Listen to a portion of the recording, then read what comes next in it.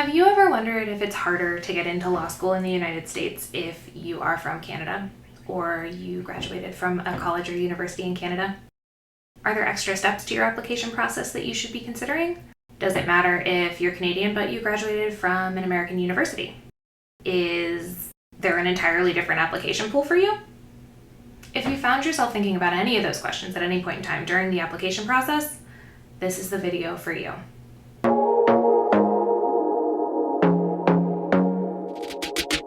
My name is Alice Foley, and I am an associate law school consultant with Montgomery Admissions Consulting, where we specialize in first-generation and minority law school application support. I come to consulting with almost a decade of law school experience. Throughout my career, I have done pretty much everything there is to do in an admissions office. I have seen and done it all. I have answered basic questions about the application and the application process. I have calmed down panic applicants when they think something is delayed. I have planned events like info sessions and open houses. Y'all take advantage of those. They are so helpful. Truly. And especially if they're virtual, they're super easy. The other thing that I spent a lot of time doing was sitting on the admissions committee and reading applications for decision. I'm talking thousands of applications for decision at this point. So today we're going to be covering applying to law school as a Canadian student. We're going to address whether it is harder or if there are any specific extra things that you need to do, and hopefully take some stress away from this process. So if you've heard me talk about law school admissions at all, you're going to recognize my answer to all of those questions that I asked at the top of the video. The answer? It depends. I know. It's an annoying answer. Really, I do get it. But you're going to start hearing this answer for pretty much everything from here on out.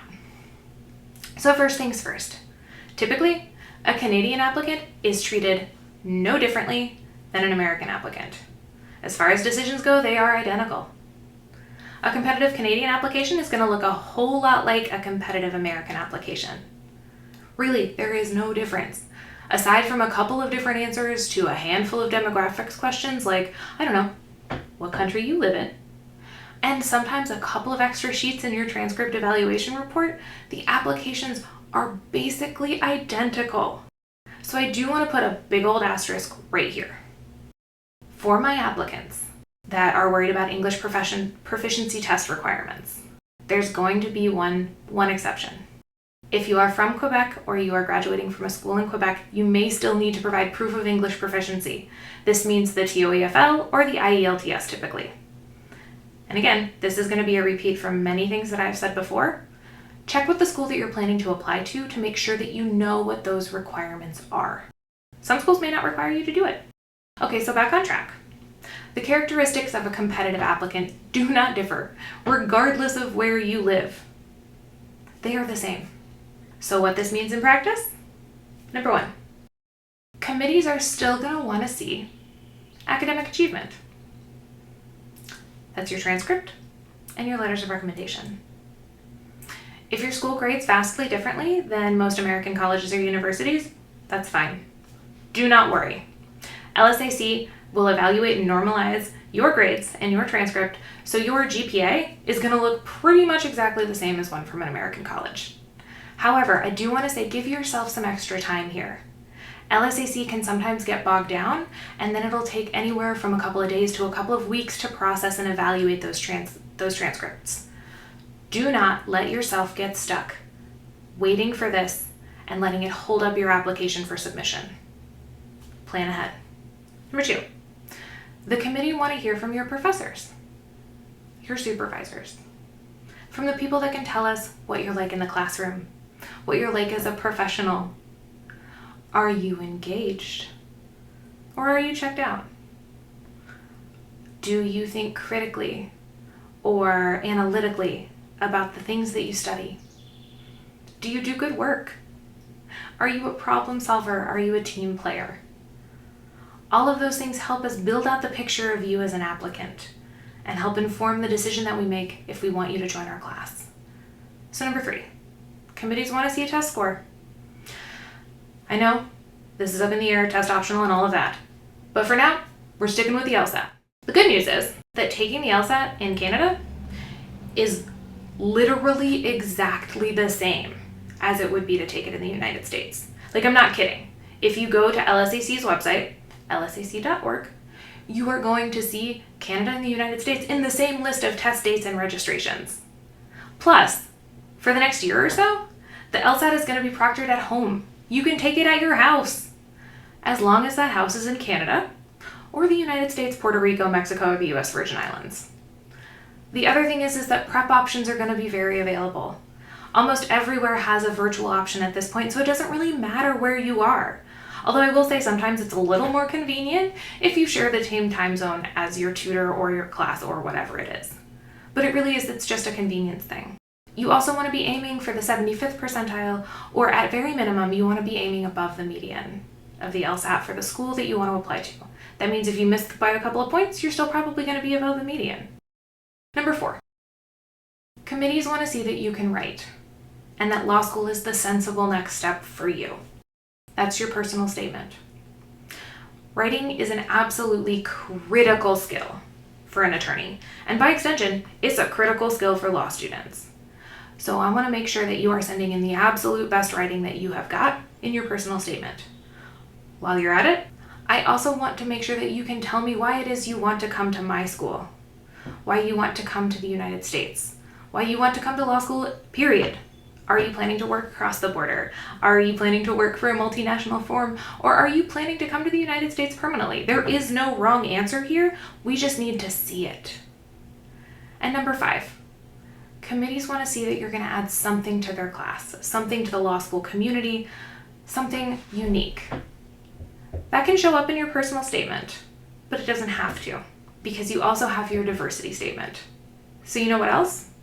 Those 5 things are the exact same things that I would expect to see from a competitive American applicant. Competitive is competitive at the end of the day. It does not matter where you're from. So I'm going to be really honest.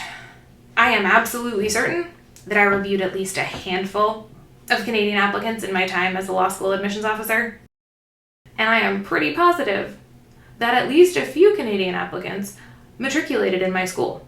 They were in the classes that I helped to build. I remember engaging with them as students, but I cannot tell you a thing that stands out as distinctly different from any of those applications.